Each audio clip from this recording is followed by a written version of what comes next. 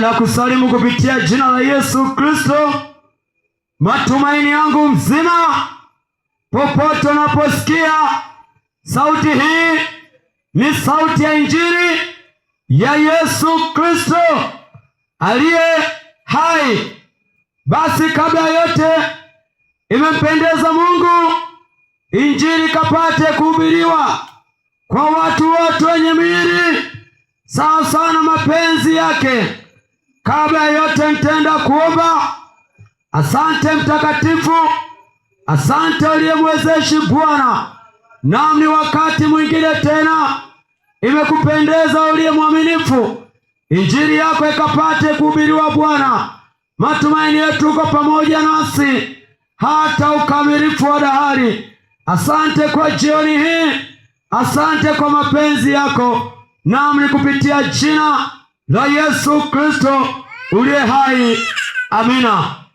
Basi ndugu, niombe ushirikiano wako na mimi kwa kutega masikio yako pale ambapo hii sauti inaweza kufika. Tuko na kitabu cha Injili ya Yesu Kristo kupitia kile kitabu cha Yohana Mtakatifu, ile sura ya 3 na mstari wa 19.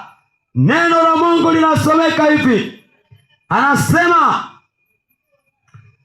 na hii ndiyo hukumu ya kuwa nuru imekuja ulimwenguni, na watu wakapenda giza kuliko nuru, kwa maana matendo yao yalikuwa maovu. Narudia kusoma kwa uweza wake Mungu aliye mwenyezi. Kitabu ni Yohana Mtakatifu, ile sura ya 3 na ule mstari wa 19. Na hii ndiyo hukumu ya kwamba nuru imekuja ulimwenguni, na watu wakapenda giza kuliko nuru, kwa maana matendo yao yalikuwa maovu. Mpendo unayesikia sauti hii, hili ni neno la Yesu Kristo akiachilia kwa watu wake wote wenye miili, nikiwepo mimi na wewe mwenyewe, ya kwamba hukumu itakuwa ni pale tu nuru ilikuja ulimwenguni. Yesu Kristo akiwa duniani alijiita yeye ndiyo nuru ya ulimwengu. Yesu Kristo alipokuja duniani akafanyika kuwa nuru ya ulimwengu, ili watu wote wampokee, ili watu wote wamfuate. Ndivyo ilifanyika hivyo, lakini anasema watu wakawa ni wenye kujipenda wenyewe, wakampuuza Yesu Kristo. Lakini Yesu Kristo aliendelea kuangaza. Yesu Kristo hakunyamaza, hakuangalia kiburi cha watu, aliendelea kumulika ulimwengu zidi ya makosa yao, zidi ya maovu yao. Ndipo anasema hata sasa yeye ni neno, bado yupo, ametuachilia neno lake ambalo ndiyo nuru, ambalo ndiyo taa, kama nenavyo maandiko yanasema, neno lako ndiyo taa ya miguu yangu na maisha na mwangaza wa maisha yangu. Ndugu yangu nasikia sauti, ingekuwa ni heri ukubali neno la Bwana likafanyike kuwa taa ya mipango yako. Neno la Bwana likafanyike kuwa taa ya maisha yako. Umpokee Yesu angali uhai, umwamini Yesu Kristo, maana anakuja na hukumu yake kwa watu walioshupaza shingo zao. Injili inahubiriwa kila kuitwapo leo, lakini umeshupaza shingo. Ndipo anasema watu wa namna hiyo sitawasamehe, watu wa namna hiyo sitawaacha. Maana injili walisikia, lakini wakapenda dunia, waliogopa kuifuata nuru, ili matendo yao yasijakaangazwa. Unapomwamini Yesu Kristo, matendo yao yako yanaangazwa, anakuongoza katika wema, anakuongoza katika kutenda aliyo mema. Yesu Kristo pekee ndiye atuongoza yapasayo kutenda. Hakuna kingine, hakuna kibirio. Ikiwa ni mpango wa kwenda peponi, sote tumwamini Yesu Kristo kabla siku ya ghadhabu haijafika. Siku ya Bwana inakuja, siku ya Bwana ipo karibu, siku ya Bwana ipo malangoni, na Yesu anakuita, Yesu anakuita. Umehubiriwa mara nyingi, lakini unapuuza sauti ya Bwana.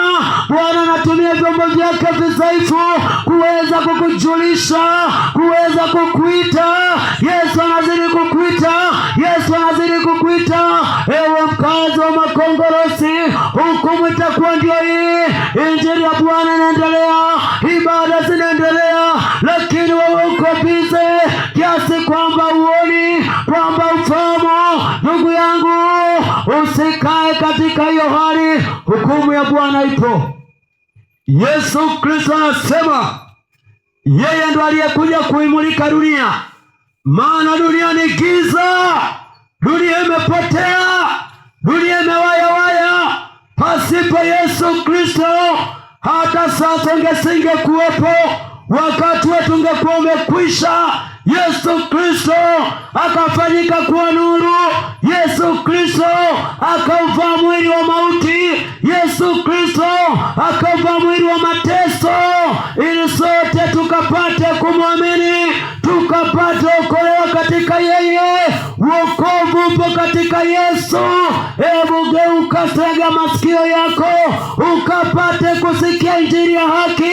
Injili ya haki ni kwamba Yesu Kristo alikuja duniani ili kutafuta kilichopotea. Aliyekuwa amepotea ni wewe, aliyekuwa amepotea ni mimi. Ndipo umekuwa ni mlevi. Unapokuwa mlevi umepotea, unapokuwa mzinzi umepotea, ujapokuwa mchawi umepotea, ujapokuwa muongo umepotea, ujapokuwa na fitina faraka, wewe umepotea. Ndipo Yesu Kristo anasema njoo wakufundishe ni namna gani ilikupasa kutenda. Akasema na Sauli, akamwambia Sauli ya kwamba nitakuonesha yapasayo kutenda. Yesu Kristo pekee, yeye ndiye anaonesha yatupasayo kutenda, lakini lazima kwanza tumwamini, lazima tugeuke, lazima tumfuate, tukafanyike kwa wafuasi wa Yesu. Acha kuwa mfuasi wa mapenzi, acha kuwa mfuasi wa mipira, acha kuwa mfuasi wa waganga. Jioni ya leo, jioni ya leo fanyika kuwa mfuasi wa Yesu Kristo. Anasema ujapokufa na hakika utaishi. Yesu Kristo ana uzima kwa watu wote. Yesu Kristo ndio njia ya kweli. Anasema mtu hawezi akaenda kwa Baba asipopita kwa njia ya yeye. Yesu Kristo alikuja duniani kukuokoa wewe mama, na namna anavyokuwa Yesu Kristo analeta injili masikioni mwako, ukapate kusikia, ukapate kufahamu, ukapate kuamini. Wakati wa kuamini ni sasa, wakati wa wokovu ni sasa, na saa iliyokubalika ni sasa. Hakuna wakati mwingine ambapo mwanadamu utatubu. Usipotubu pale unaposikia injili, pale unaposhupaza shingo lako, pale ambapo unakuwa ni mgumu wa kuelewa uokovu, bali umekuwa ni mwepesi wa kuelewa vitu vya dunia, ndipo Yesu Kristo anasema mtu wa hivyo sitamwacha, hukumu ipo juu yake. Kama tuliposoma ya kwamba hukumu itakuwa ndio hii. Nuru ilikuja ulimwenguni, lakini watu walipenda dunia kuliko nuru. Ya kwamba injili imekuja duniani, ya kwamba Yesu amekuja duniani, lakini watu wamependa pombe kuliko kumpenda Yesu. Yesu anahubiriwa duniani, watu wanapenda michepuko kuliko kumpenda Yesu. Yesu anahubiri kwa watu wote, watu wanaopenda waganga wa kienyeji kuliko kumpenda Yesu. Yesu anahuzunika mwanadamu unashupaza shingo yako. Ibada zinahubiriwa kila siku, ibada zinafanyika, na wewe unaona hiyo ndio itakuwa hukumu. Utaulizwa kwamba je, haukusikia? Jibu itakuwa nilisikia. Kwa nini ulishupaza shingo yako? Ni kwamba kiburi kiliinuka ndani ya moyo wako. Sikiza neno la Bwana likavunje kiburi kilichopo ndani yetu. Wanadamu tumeambiwa siri ya dhambi mpaka kukutana na Yesu Kristo. Yeye ndiye anayetoa dhambi. Yesu anasemaje? Yesu anasema mwana wa Adamu anayo mamlaka kusamehe mtu duniani. Ni jambo la kuaminika kabisa, linalopaswa kukubalika, ya kwamba ukimkiri Yesu Kristo kwa kinywa chako, ujapokuwa na dhambi nyekundu kama bendera, na atazisafisha zitakuwa nyeupe kama seruji. Wakati wa kumkiri Yesu ni sasa. Wakati wa kumwamini Yesu ni pale tunapokuwa wazima, ndipo tunaamini. Baada ya kufa kuna wokovu. Hata angesema mlaze peponi pema, haya ni maneno tu matamu ambayo yatamsaidia mtu.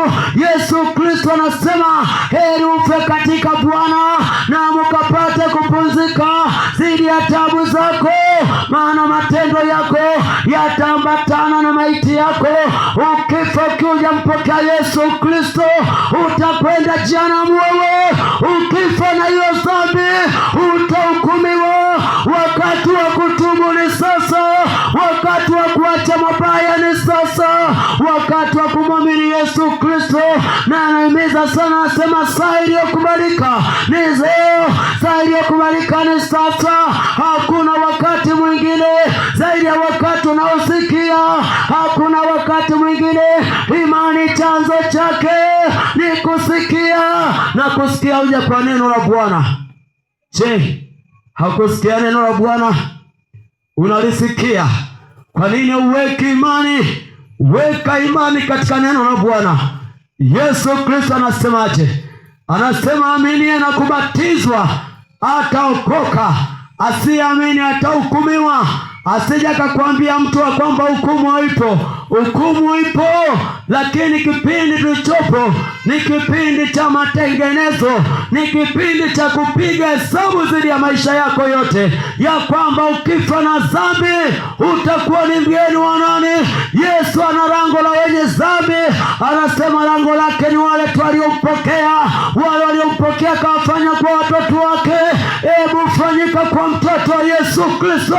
Umpokee Yesu Kristo, uamini Injili, ununue Biblia wewe, usome neno la Bwana likabadilishe maisha yako.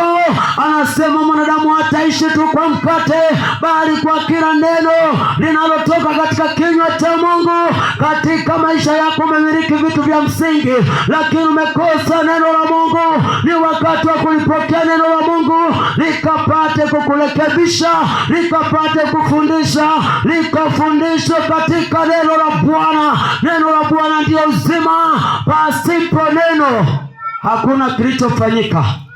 Sijui kama una masikio ya kusikia. Ingekuwa heri uyaamini haya.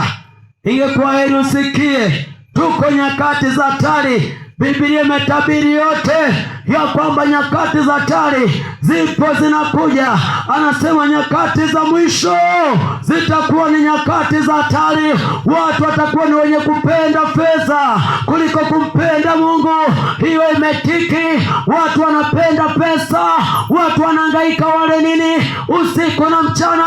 Watu wanahangaika wavae nini usiku na mchana. Hakuna tena hangaiko la kutafuta umilele. Hakuna tena hangaiko la kutafuta ufalme na haki yake. Watu wanahangaika wajipendeze wao wenyewe. Watu wamejawa na viburi. Watu wamekuwa ni wakaidi. Watu wamekuwa ni wasaliti hata katika ndoa. Hakuna na uaminifu. Haya yote alitabiriwa ya kwamba mlionapo hayo mjue ya kwamba mwanadamu amekuja. Watu watakuwa wapendi kufanya suluhu. Uko na majirani hausemeshani nao, uko na marafiki umekosana nao, unasema yule midamu asiendani. Ndugu yangu, upo kwenye hatari usipotubu, upo kwenye hatari usipomwamini Yesu Kristo akakupe hekima. Hekima ya kweli ipo kwa Yesu. Mwamini Yesu Kristo akaachilie hekima ndani yako.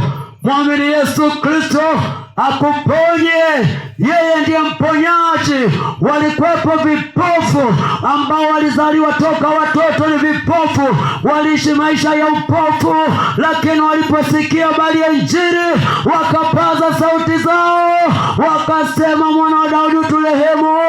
Akasema, mnataka niwatendee nini? Akasema, nataka kuona. Akasema, imani yako imekuponya. Yesu ndivyo anavyoponya. Anataka uwe mkazi wa Makongorosi, uwe na imani, uache kunywa pombe kwa imani, uache kwenda kwa waganga kwa imani, uachane na uchawi, uachane na waganga kwa imani ya Yesu Kristo.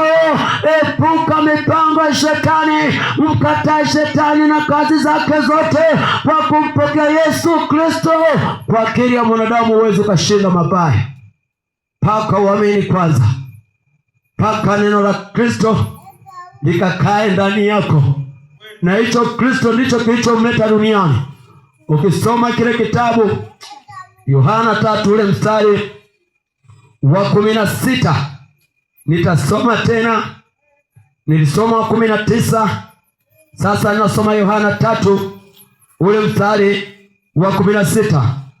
Kwa maana jinsi hii Mungu aliupenda ulimwengu hata akamtoa mwana pekee, ili kila mtu amwaminie asipotee, bali awe na uzima wa milele. Ndivyo yanavyo maandiko ya kwamba Yesu Kristo alitolewa kwa upendo wa Mungu, ili kila mwaminie Yesu Kristo asipotee. Mwanadamu yuko na asili ya kupotea. Pengine hata ulipo hapo umepotea. Kuna mambo unayotenda hayampendezi Mungu. Tunapotenda mambo ambayo hayampendezi Mungu, tunahesabika tumepotea. Sasa Mungu anarejesha mahusiano ya mwanadamu na Mungu wake. Anamtoa Yesu Kristo ili Yesu akija duniani haubiri injili ya toba, watu wakageuke, wakachane na matendo machafu. Usiseme zebu letu linaruhusu pombe, usiseme kanisani kwetu anaruhusu hivi. Angalia Yesu Kristo anasemaje. Yesu Kristo anataka ubadilike zidi ya matendo machafu. Yesu Kristo ndiyo njia, Yesu Kristo pekee. Yeye ndiye anayepaswa kusikiliza. Maandiko yanasema atakayemwamini Yesu Kristo hatapotea. Usiamini watu wewe, usitegemee ushirika. Angalia moyo wako, umkabidhi Yesu Kristo. Yesu anasema, tazama ninasimama malangoni ninabisha. Mtu akisikia sauti yangu akifungua mlango wake, nitaingia ndani yake. Wewe sikia sauti ya Bwana, sikia jioni ya leo sauti ya Bwana. Ni Yesu anabisha moyoni mwako, ni Yesu anabisha maishani mwako, ni Yesu anakuita, Yesu anabisha. Ukimwamini, ukigeuka, ukifungua moyo wako, Yesu Kristo akiingia ndani yako, utapotea tena. Atakula pamoja na wewe, hautapotea tena, hautasumbuka. Maana dhambi ni mzigo mzito, dhambi inasumbua, dhambi inatesa. Mpaka umwamini Yesu Kristo, dhambi inatoka. Unasema itawezekanaje? Kwa imani inawezekana, kwa yeye aminie. Yesu alipokuja duniani alihubiri watu waache matendo mabaya, wageuke kwa njia zao, wageuke kwa matendo yao, wakapate kumwamini. Ukisoma kile kitabu cha Marko, nitasoma kwa uwezo wa Mungu. Marko 1 ule mstari wa 15, maandiko yanasomeka hivi, akisema wakati umetimia na ufalme wa Mungu umekaribia, tubuni na kuiamini Injili. Wakati akisema wakati umekaribia na ufalme wa Mungu umekaribia, tubuni na kuiamini Injili. Mwanadamu inapasa tubu, mwanadamu inakupasa utubu, wanadamu wote vivyo vivyo natupasa tutubu. Kutubu ni kugeuka zidi ya matendo machafu. Kutubu ni kuachana na mambo uliyokuwa unayafanya, vile Mungu anavyokataza, vile amri za Mungu zinakukataza, unageuka, unatupilia mbali uchafu wote, ndipo naiamini Injili. Injili ni uwezo wa Mungu, unaendelea kuiamini kile anachosema Yesu Kristo, kile kinachosemekana katika Biblia, vile maandiko yanavyosema, ndipo naendelea kuamini. Ndugu yangu, ni hatari. Umemiliki vitu vyote lakini hauna Biblia ndani yako. Hii ni huzuni sana. Ni dhahiri gani unapenda vitu vya dunia kuliko kumpenda Mungu? Ni wakati wa kununua Biblia, ukae ukasoma, uthibitishe nao yasema ya kwamba si maneno yangu bali ni uwezo wa Mungu, si mipango yangu, si akili zangu. Ni Mungu anakuhubiria. Mungu anahubiri toba, watu wakapate kutubu, watu wakapate kugeuka zidi ya matendo yao yote walioyatenda. Usihesabu makosa yako kuwa ni makubwa. Anasema ukiacha na kuamini Injili, ukimwamini Yesu Kristo, unasemewa zidi ya matendo yote yaliyo machafu. Sharti utubu. Je, kutubu ni shingapi? Kutubu ni bure. Kumwamini Mungu ni shingapi? Hautozi chochote. Unaamua mwenyewe kwa hiari yako kwamba nimeteseka vya kutosha, niko na mizigo ya dhambi. Kuna vitu vingine ni siri yako, hauwezi ukamweleza mtu yoyote. Umebaki ni wewe tu na moyo wako. Hata hiyo Mungu atakusamehe. Yeye ni mwaminifu. Kwa yeye atubuye, Mungu anasamehe. Asante kwa kunisikiliza jioni ya leo, na Injili ya Bwana isonge mbele. Nitaenda kuomba, lakini kama kuna mtu umepondeka moyo, pale unapoisikia sauti hii, utaifatishwa, utanifuata, niko hapa, nitakuongoza kwa sahihi zaidi matendo ya Bwana na mapenzi yake. Niende nikaombe. Asante mtakatifu, Bwana wa rehema, tunakuomba sana uliye mwenyezi, tunakuomba sana uliye mtakatifu, tunakuomba sana Bwana uliyejaa huruma na upendo. Wewe si mwepesi wa hasira Bwana, bali ni mwingi wa rehema. Upate kuturehemu sawasawa na neno lako Bwana lilipopenya. Neno lako ndio mbegu, neno lako likapate kupandwa kwa kila moyo uliosikia Injili yako ya haki. Bwana ziririka, uliye mwaminifu wetu. Bwana onekana, usituache Bwana. Roho wako Mtakatifu azidi kushuhudia ulimwengu. Nami katika jina la Yesu Kristo, amina.